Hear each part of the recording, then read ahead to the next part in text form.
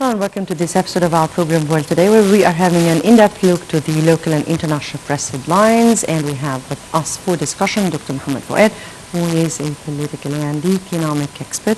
We thank you very much for joining us. Thank you. And we start from Ahram Online. In Egypt, Sisi discusses cooperation and economic ties with Chinese counterpart. We all have seen this important stop in the Asian tour of President Abdel Fattah al-Sisi's yesterday in China, and this dawn attending with the Chinese, of course, president and high-ranking officials, this important commemoration of the end of the World War II, with the participation of 81 from our armed forces. What is most important is this stop is a very economic particular one. Why? First off, the Egyptian relationship with China started back in 1956.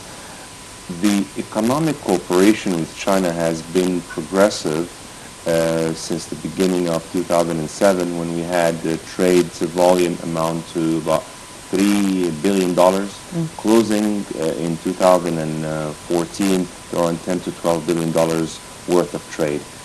Egypt is always between third and fifth biggest trade partner to China in Africa. China specifically started to take special interest into Africa, being Africa's biggest or largest trade partner, with trade volume of about $100 billion, followed closely by India. So Egypt, being one of the most populous countries in Africa, is a strategic and important trade partner for China. Yes. From your point of view, of course, Egypt has a specific interest for China. It's very much obvious that China is very much interested now in Egypt. But why of course, there were lots of strategic cooperation between both countries, but this time it emerged to be a partnership rather than being just cooperation, economic cooperation. Why? Why is Egypt very important for China at this particular stage? Absolutely. This echoes the same sentiment that was echoed back in 2014, when China has sought to elevate Egypt to not just we're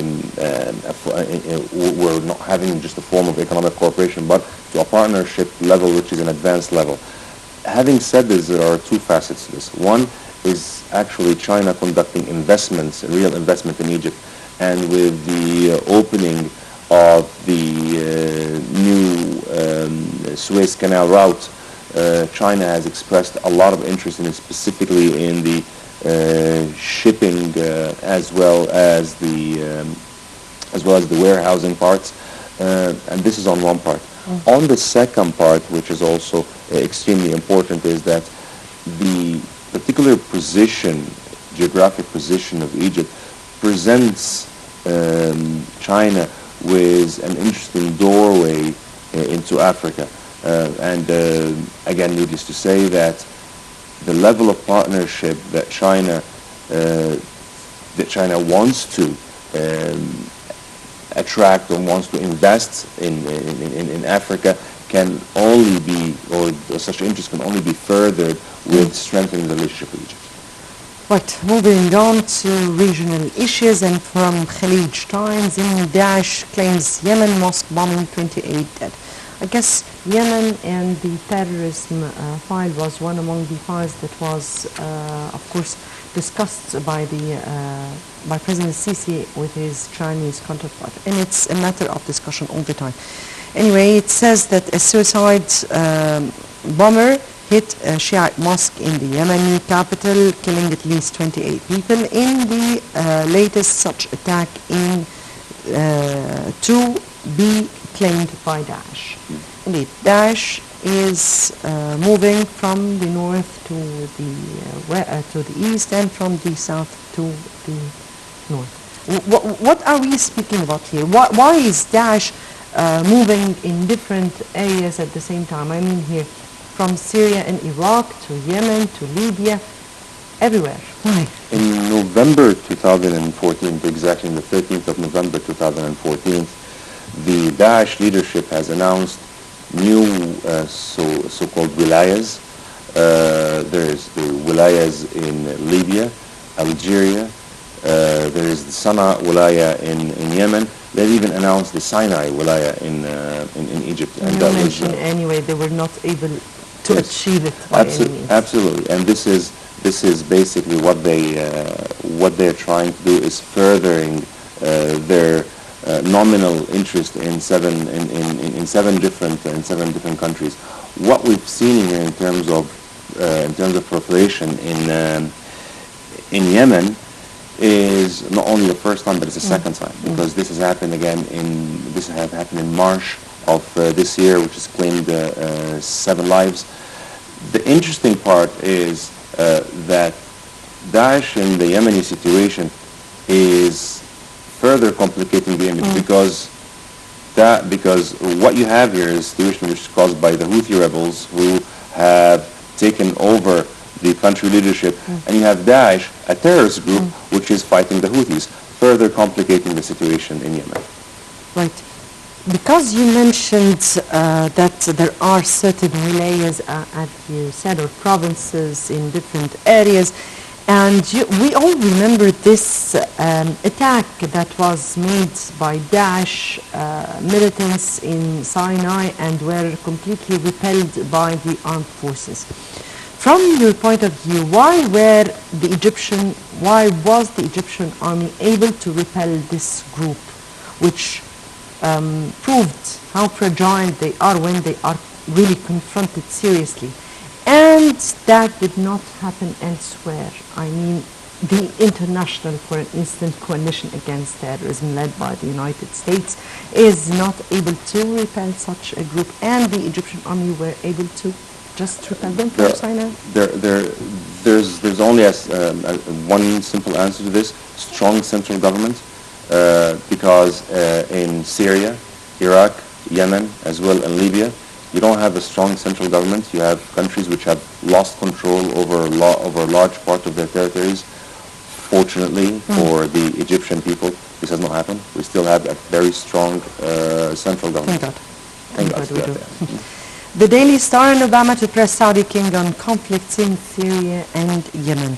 And it says U.S. President Barack Obama will host Saudi Arabia's King Salman in the first and long-delayed White House summit on Friday, with clashing views on Middle Eastern crises coming to the fore. Salman's inaugural visit as king, originally scheduled for May and cancelled by Riyadh, has been billed as a way of reinforcing U.S.-Saudi relations.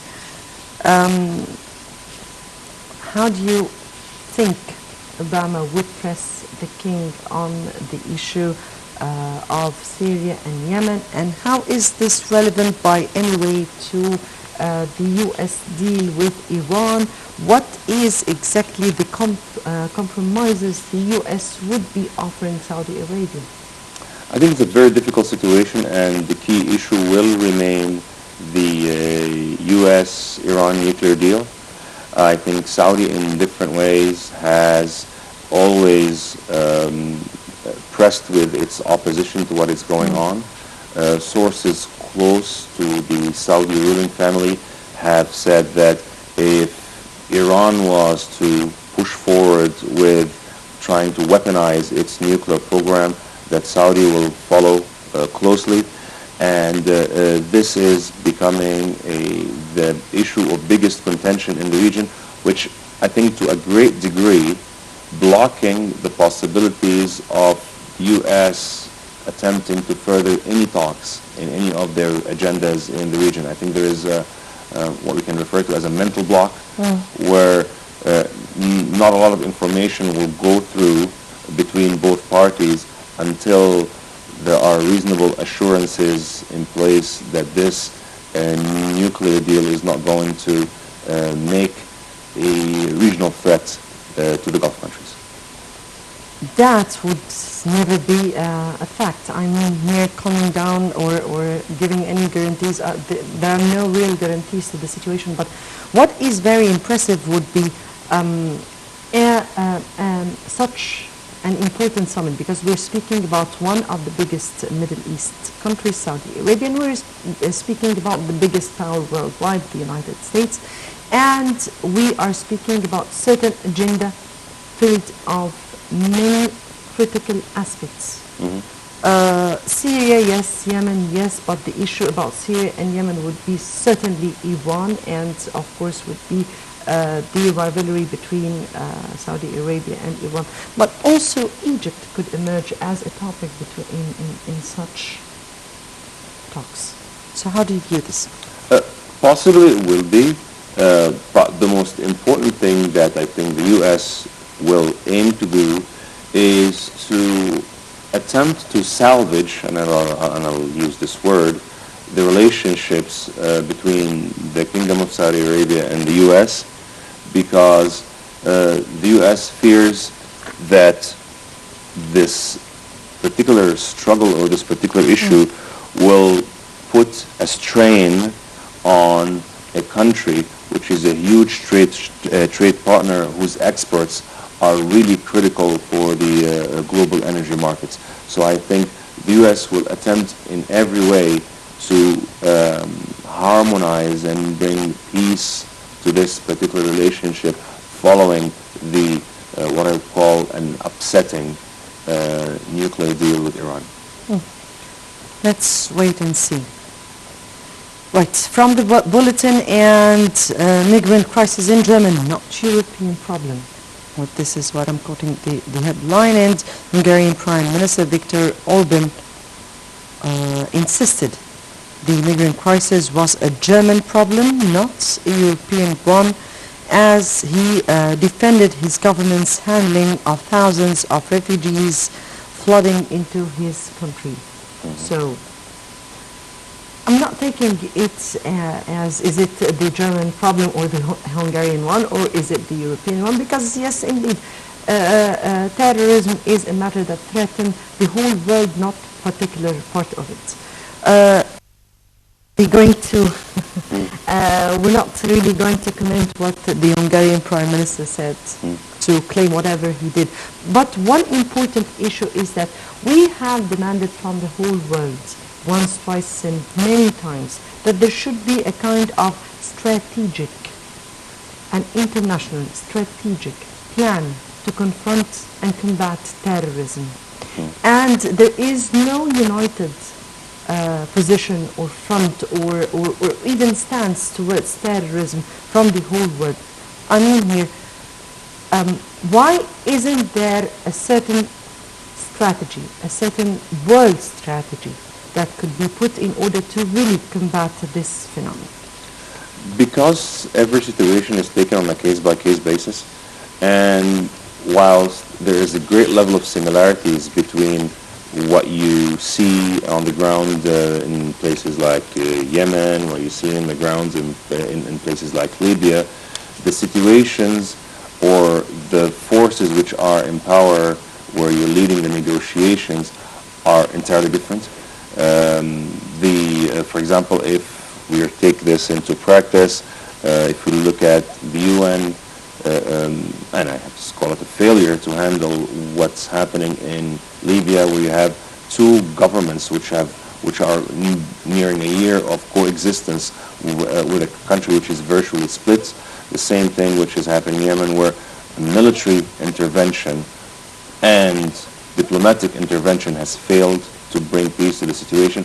The same situation is also happening in Syria. So I think every situation is different, but what we're having here, and I think the images which shocked the world yesterday of refugees and bodies washed ashore, I think the human toll that we're seeing out of this issue really necessitates that the world take attention, that ending this, or what we're seeing here, is giving us a human crisis beyond everybody's abilities to bear.